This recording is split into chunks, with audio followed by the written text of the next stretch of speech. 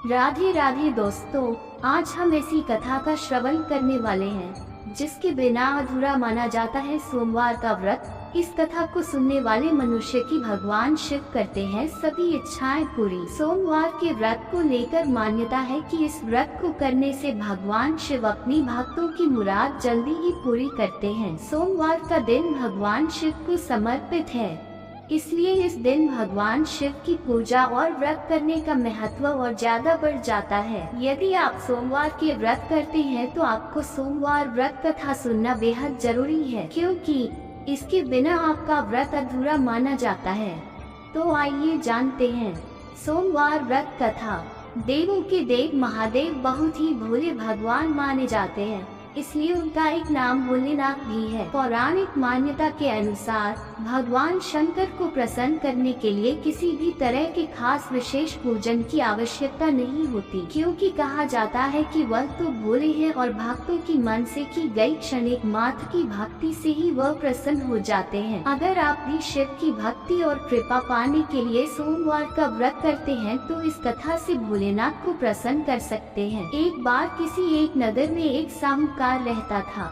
उसके घर में धन धान्य की कोई कमी नहीं थी, लेकिन कोई संतान न होने के कारण वह बहुत दुखी रहता था। संतान प्राप्ति के लिए वह हर सोमवार को व्रत रखता था और पूरी श्रद्धा के साथ शिव मंदिर जाकर भगवान शिव और माता पार्वती की पूजा करता था। उसकी भक्ति देखकर एक दिन माँ पार्वती ने प्रसन्न होकर भगवान शिव से साहूकार की मनोकामना पूर्ण करने का निवेदन किया। माता पार्वती जी के आग्रह पर भगवान शिव ने कहा कि हे पार्वती, इस संसार में हर प्राणी को उसके कर्मों का फल मिलता है और जिसके भाग्य में जो हो उसे भोगना ही पड़ता है।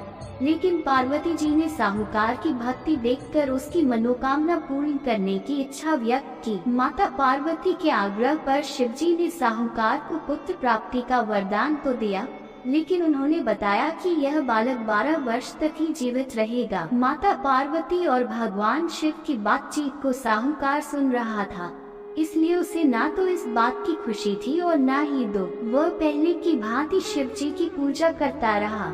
कुछ समय के बाद साहूकार की पत्नी ने एक पुत्र को जन्म दिया। जब वह बालक 11 वर्ष का हुआ तो उसे पढ़ने के लिए काशी भेज दिया गया। साहूकार ने पुत्र के मामा को बुलाकर उसे बहुत सारा धन देते हुए कहा कि तुम इस बालक को काशी विद्या प्राप्ति के लिए ले जाओ। तुम लोग रास्ते में यज्ञ कराते जाना और ब्राह्मणों को भोजन दक्षिणा देते हुए जाना। दोनों मामा भांजे इसी तरह यज्ञ कराते और ब्राह्मणों को दान दक्षिणा देते काशी नगरी निकल पड़े। इस दौरान रात में एक नगर पड़ा जहाँ नगर के राजा की कन्या का विवाह था, लेकिन जिस राजकुमार से उसका विवाह होने वाला था वह एक आंख से काना था। राजकुमार के पिता ने अपने पुत्र के काना होने की बात को छुपाने के लिए सोचा क्यों न उस साहूकार के पुत्र को दूल्हा बनाकर राजकुमारी से विवाह करा दूं। विवाह के बाद इसको धन देकर विदा कर दूंगा और राजकुमारी को अपने नगर ले जाऊंगा। उस लड़के को दूल्हे के वस्त्र पहनाकर राजकुमारी से उसका विवाह करा दिया गया। लेकिन साहूकार का पुत्र ईमानदार था,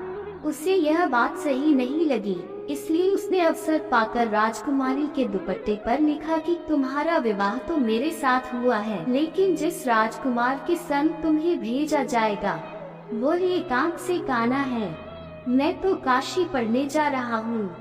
जब राजकुमारी ने चुन्नी पर लिखी बातें पढ़ी तो उसने अपने माता पिता को ये बात बताई। राजा ने अपनी पुत्री को विदा नहीं किया, फिर बारात वापस चली गई। दूसरी ओर साहूकार का लड़का और उसका मामा काशी पहुँचे और वहाँ जाकर उन्होंने यज्ञ किया। जिस दिन लड़का 12 साल का हुआ उस दिन भी यज्ञ का आयोजन था। लड़के ने अपने मामा से कहा कि मेरी तबीयत कुछ ठीक नहीं है। मामा ने कहा कि तुम अंदर जाकर आराम कर लो।